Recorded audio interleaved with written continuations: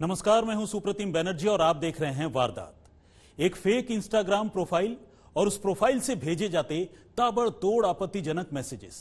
Bengaluru police ने कन्नड़ फिल्मों के हीरो दर्शन तुगुदीपा को जब एक फैन के कत्ल के आरोप में गिरफ्तार किया तो कत्ल की कुछ यही वजह बताई। लेकिन अब खुलासा हुआ है कि फैन रेणुका स्वामी ने दर्शन की पार्टनर और उसकी दोस्त पवित्रा गौड़ा को वारदात से करीब 2 हफ्ते पहले एक ऐसी तस्वीर भेजी थी जिसे देखने के बाद पवित्रा के साथ साथ दर्शन ने भी आपा खो दिया था। कत्ल की यह वजह जितनी अजीब है, फेक प्रोफाइल के पीछे छुपे एक सिरफिरे फैन को लोकेट कर उसकी जान लेने की मिस्ट्री उतनी ही डरावनी।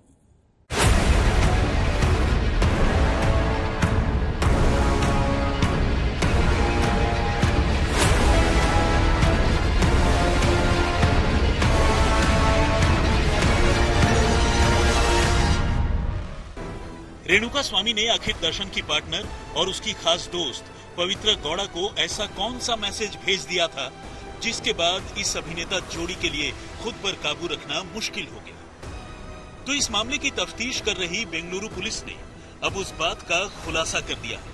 पुलिस सूत्रों की माने तो रेणुका स्वामी ने पवित्रा गौड़ा को अपनी कुछ बेहद आपत्तिजनक प्राइवेट तस्वीरें भेजी थी और अपनी तुलना दर्शन से करते हुए खुद को उससे ऊपर बताया था, जिसके बाद पवित्रा गौड़ा खुद पर काबू नहीं रख सकी और उसने दर्शन के खासम खास पवन से बात की और पवन ने ये बात दर्शन तक पहुंचा दी, जिसके बाद दर्शन और उसके साथियों ने रेणुका स्वामी का कत्ल करने का फैसला कर लिया।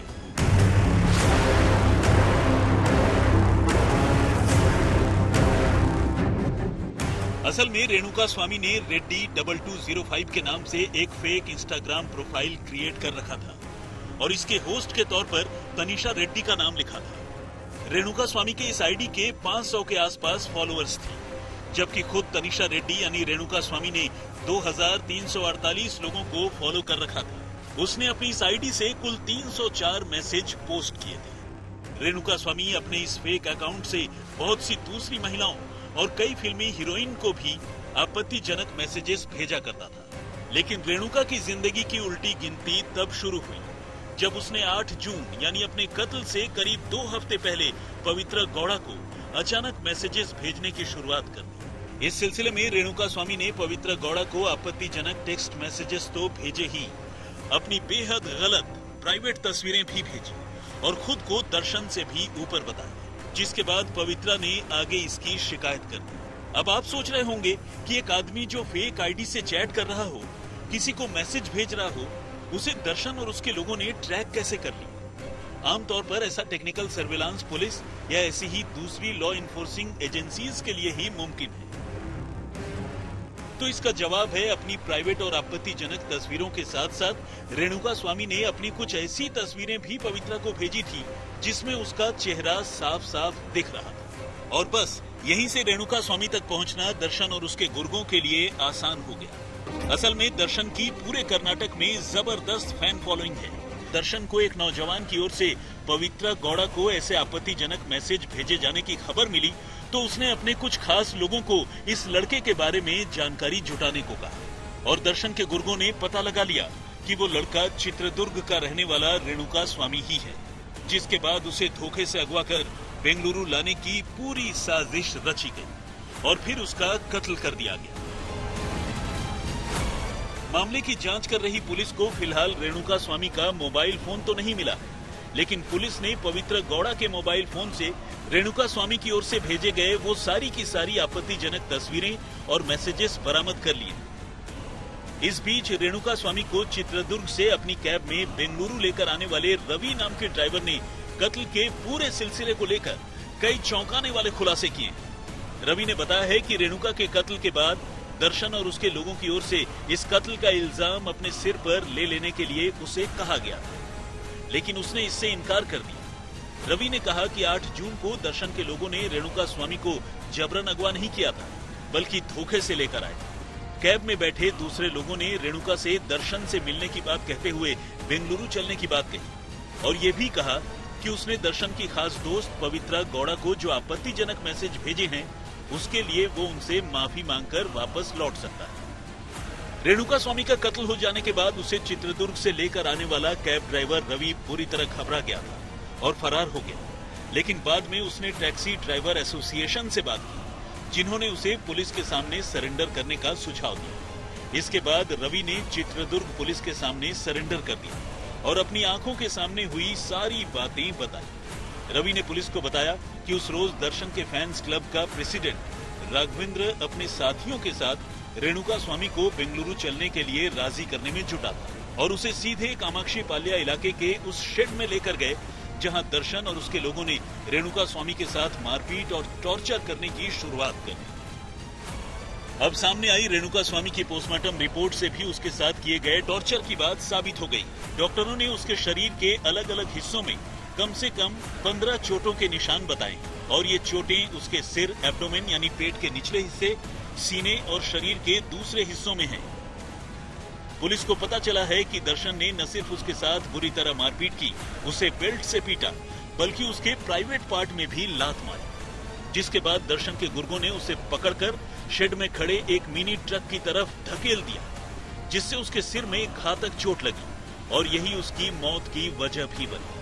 पुलिस ने रेणुका स्वामी के कत्ल में इस्तेमाल किए गए तमाम हथियारों के साथ साथ वो मिनी ट्रक भी बरामद कर लिया है, जिससे टकराने से रेणुका को सिर में घातक चोट लगी थी। लेकिन ये तो रही पुलिस सूत्रों के हवाले से अब तक की तफ्तीश की बात। रेणुका स्वामी के कत्ल को लेकर दर्शन ने पुलिस की पूछताछ में जो बातें कही हैं, उसे जानना भी बेहद जरूरी है। उसने कहा है, मुझे जब पता चला कि रेणुका स्वामी बेंगलुरु पहुंच गया है तो मैं सीधे सेट में पहुंचा। मेरा इरादा उसे जान से मारने का नहीं था। जब मैं और पवित्र शेड में पहुंचे तो रेणुका स्वामी ने हमसे पूछा कि आखिर ऐसा क्या हो गया। इस पर मैंने उसे 2 थप्पड़ मारे। इस पर वो हमसे माफी मांगने लगा। फिर मैंने उसे लंच करने के लिए पैसे भी दिए और कहा कि वो इन्हीं पैसों से अपने होम टाउन चित्रदुर्ग वापस चले जाए। इसके बाद मैं वहाँ से लौट आया, लेकिन इन लोगों ने साजिश की और अब मुझ पर इल्जाम लगा रहे हैं।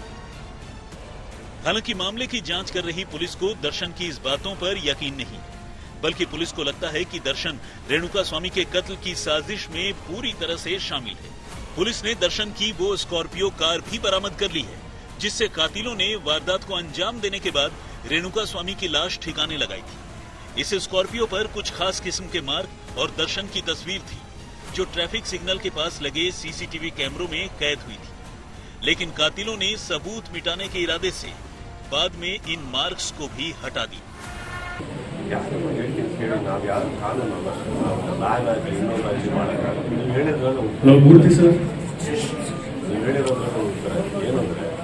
ಈ ಕೇಸಿಂದ ಹೊರಗಡೆ ಬಂದ್ರೆ ಅಂತ ಹೇಳಿದ್ರು. ಕೇಸಿಂದ ಹೊರಗಡೆ ಬಂದ್ರೆ ನಿಮಗೆ ಬ್ಯಾನ್ ಅನ್ನೋದು ಬರೋದೇ ಇಲ್ಲ. ಬಂದಿಲ್ಲ ಅಂದ್ರೆ ಬ್ಯಾನ್ ಅನ್ನೋದು ಬರೋದೇ ಇಲ್ಲ. ಪಾಯಿಂಟ್ ಅದಲ್ಲ, ಬ್ಯಾನ್ ಅನ್ನೋದು ಇಂಪಾರ್ಟೆಂಟ್ ಅಲ್ಲ. ನಿಮಗೆ what is more important here is justice. ಇಲ್ಲಿ ಏನಾಗುತ್ತೆ, ನೀವು ಚೇಂಬರ್ ಅವರು ನಮ್ಮ ಸ್ನೇಹಿತರು ಕೂತಿದ್ದಾರೆ, ಹಿರಿಯರು ಕೂತಿದ್ದಾರೆ, ಎಲ್ಲರೂ ಹೋಗಿ ಅವ್ರ ಮೇಲೆ ಒತ್ತಡ ಹಾಕಿದಾಗ ಏನ್ ಹೇಳಕ್ಕಾಗತ್ತೆ ಅವ್ರಿಗೆ ಹೇಳಿ. ಕೆಲವು ವಾರಗಳಿಂದ, ಕೆಲವು ತಿಂಗಳಿಂದ ನನ್ನ ಮೇಲೂ ಬ್ಯಾನ್ ಅಂತ ಎಲ್ಲ ಇದು ಮಾಡ್ತಾರೆ. ಏನ್ ಬ್ಯಾನ್ ಅಂದ್ರೆ ಏನದು ಪಾಯಿಂಟ್ ಅದಲ್ಲ. ಏನ್ ನ್ಯಾಯ ಅದು ಮಾಡಿ ಚೇಂಬರ್ ಇರೋದು ಅಲ್ಲಿರುವಂತ ಚಿತ್ರರಂಗಕ್ಕೆ, ಅಲ್ಲಿರುವಂತ ನಿರ್ಮಾಪಕರಿಗೆ ನ್ಯಾಯ ಮಾಡ್ಕೊಡಕ್ಕೆ. ಇದನ್ನೆಲ್ಲ ಬ್ಯಾನ್ ಅನ್ನೋದು ನಮ್ಮ ವರ್ಡ್ ಅಲ್ಲ. ಬಟ್ ನನ್ನ ಕಾನ್ಸಂಟ್ರೇಷನ್ ಆಗಿ ಪ್ರತಿಯೊಂದು ಚೇಂಬರ್ನಲ್ಲಿರುವಂಥ ಹಿರಿಯರ ಇಚ್ಛೆಯನ್ನು ಬಂದ್ಬಿಟ್ಟು ಇದಕ್ಕೆ ಬ್ಯಾನ್ ಅನ್ನೋ ವರ್ಡ್ ಅಲ್ಲ, ಇರೋದು ನ್ಯಾಯ.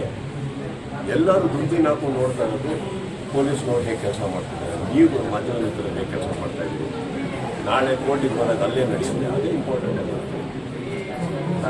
ಇದು ತುಂಬಾ ಸೆಕೆಂಡರಿ.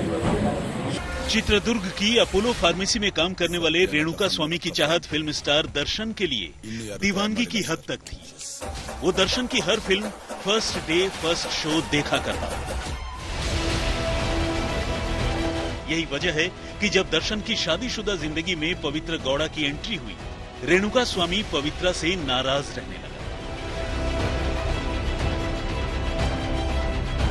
हालांकि न तो रेणुका जाती तौर पर दर्शन तुगुदीपा को जानता था और न ही पवित्र गौड़ा को।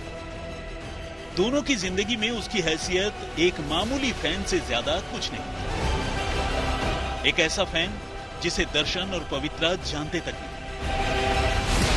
इसके बावजूद खुंदक में रहने वाला रेणुका स्वामी अक्सर पवित्रा गौड़ा को सोशल मीडिया पर गंदे मैसेजेस भेजा करता था। सोशल मीडिया पर पवित्रा को गंदे मैसेजेस भेजना, उसे दर्शन की जिंदगी से दूर चले जाने को कहना रेणुका स्वामी के लिए एक आम बात थी, लेकिन उसे पता नहीं था कि उसकी इस आदत के चलते एक रोज खुद उसका हीरो उससे इतना खफा हो जाएगा कि उसके नाम की सुपारी निकाल देगा। खैर 8 जून को जब चित्रदुर्ग में दर्शन के नाम से फैंस क्लब चलाने वाले राघवेंद्र ने रेणुका स्वामी को फोन किया और दर्शन से मिलने का मौका देने की बात कही, तो रेणुका स्वामी खुशी के मारे पागल हो गया। वो अपने फेवरेट फिल्म स्टार से मिलने के लिए उसके साथ उसी वक्त जाने को तैयार हो गया। दर्शन के गुर्गे पिछले कई दिनों से रेणुका को ट्रैक करने की कोशिश में थे और जैसे ही उन्होंने रेणुका स्वामी के सामने दर्शन से मीटिंग का चारा फेंका, वो खुद ब खुद गुर्गों के जाल में आ फंसा। राघवेंद्र के बुलाने पर वो खुद अपनी स्कूटी लेकर चित्रदुर्ग के चल्लाकेरे इलाके में पहुंचा और वहां पहुंचकर उसने राघवेंद्र को फोन किया, जिसके बाद राघवेंद्र ने उससे मुलाकात की और अपने साथ दर्शन से मिलने बेंगलुरु चलने को राजी कर लिया। राघवेंद्र ने एक कैब बुक किया और अपने कुछ साथियों के साथ रेणुका स्वामी को लेकर बेंगलुरु के लिए रवाना हो गए। रास्ते में ही उसे बाकी के गुर्गे भी मिले जो सीधे रेणुका को लेकर बेंगलुरु के पट्टानागरे इलाके में मौजूद उस शेड में पहुंचे, जहां आखिरकार रेणुका स्वामी को घंटों टॉर्चर करने के बाद मौत के घाट उतार दिया गया। रेणुका स्वामी के कत्ल की तफ्तीश में अब इस साजिश को लेकर जो बातें सामने आ रही हैं, वो चौंकाने वाली है। बेंगलुरु पुलिस राघवेंद्र और दूसरे गुर्गों को लेकर गुरुवार को चित्रदुर्ग के उसी इलाके में पहुंची, जहां उसने रेणुका स्वामी को दर्शन से मिलने की बात कहकर धोखे से बुलाया और अगवा कर लिया। पुलिस ने आसपास के इलाकों के सीसीटीवी फुटेज भी कलेक्ट की, जिसमें राघवेंद्र और रेणुका दोनों नजर आ रहे हैं। एक तस्वीर में अपने अपहरण से पहले रेणुका स्वामी राघवेंद्र की बताई हुई जगह यानी चल्लाकेरे गेट की तरफ जाता हुआ दिख रहा है। पुलिस को अभी और ऐसे किरदारों की तलाश है जिन्होंने रेणुका स्वामी को चित्रदुर्ग से अगवा करने में राघवेंद्र की मदद की। बेंगलुरु से सगैर राज के साथ आज तक ब्यूरो। बेंगलुरु पुलिस ने बेशक रेणुका स्वामी के कत्ल के मामले को सुलझा लिया हो, लेकिन उसका मोबाइल फोन पुलिस अब तक बरामद नहीं कर पाई है। हालांकि पुलिस सूत्रों का कहना है कि उसके मोबाइल फोन में एक ऐसा वीडियो है जिससे इस केस में पुलिस को बड़ी मदद मिल सकती है। अब सवाल यह है कि बगैर मोबाइल फोन के पुलिस उस वीडियो को हासिल करे तो कैसे करे।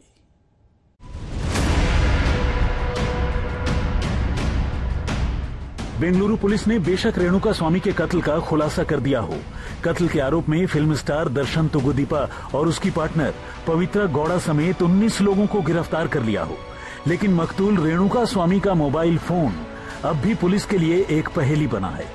वैसे तो इस फोन में इस केस से जुड़े कई सबूत मौजूद हैं, जिसमें रेणुका स्वामी की ओर से पवित्रा गौड़ा को भेजे गए वो आपत्तिजनक मैसेज और तस्वीरें भी शामिल हैं, जिसके चलते दर्शन और उसके गुर्गों ने कथित तौर पर रेणुका स्वामी की जान ले ली। लेकिन रेणुका के मोबाइल फोन में इससे भी अहम एक और सबूत मौजूद है, जिसमें रेणुका स्वामी ने कथित तौर पर एक वीडियो में दर्शन और पवित्रा से अपने किए के लिए माफी मांगता हुआ दिखाई दे रहा है।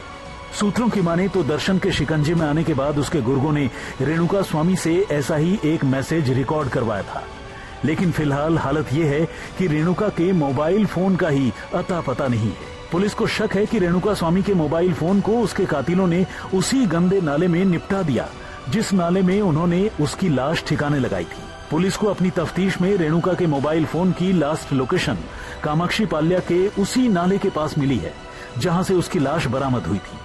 पुलिस ने इसी जानकारी के आधार पर नगर निगम कर्मियों की मदद से उस नाले के इर्द गिर्द मोबाइल फोन की तलाश में लंबा अभियान चलाया, लेकिन लाख कोशिश करने के बावजूद अब तक पुलिस के हाथ खाली हैं। हालांकि पुलिस ने इस नाले के अलावा आरआर नगर, पट्टानागरे शेड और उस कार में भी रेणुका स्वामी के फोन की तलाश की, जिसमें उसे चित्रदुर्ग से बेंगलुरु लाया गया। पुलिस को हालांकि रेणुका स्वामी का मोबाइल फोन तो नहीं मिला, लेकिन दर्शन और उसके गुर्गों के कुल 10 मोबाइल फोन पुलिस ने बरामद कर लिए, जिनकी फॉरेंसिक जांच की जा रही है। लेकिन ये भी एक सच्चाई है कि आरोपी इन मोबाइल फोन के पासवर्ड बताने में आनाकानी कर रहे हैं। इस बीच एक सवाल इस कत्ल के मौका वारदात को लेकर भी है। सवाल ये कि आखिर कातिलों ने बेंगलुरु शहर के बीचों बीच पट्टानागरे के उस शेड को ही रेणुका स्वामी के कत्ल के लिए क्यों चुना, जबकि वो आसानी से रेणुका को शहर से दूर किसी सुनसान जगह पर ले जा सकते थे। पुलिस सूत्रों की माने तो ये शेड दर्शन के अंकल जयन्ना का है, जिसे दर्शन का एक भाई विनय चलाता है। इस शेड में किस्तें न भर पाने की सूरत में बैंकों की ओर से जब्त की जाने वाली गाड़ियां रखी जाती हैं। हालांकि शहर के बीचों बीच होने के बावजूद इस इलाके में भीड़ कम रहती है और शेड के पास ही एक नाला भी है। बहुत मुमकिन है कि शेड के इस लोकेशन को देखते हुए ही कातिलों ने रेणुका को मारने के लिए उसे वहां लाने का फैसला किया। आज तक ब्यूरो। तो वारदात में फिलहाल इतना ही, लेकिन देश और दुनिया की बाकी तमाम खबरों के लिए आप देखते रहिए आज तक।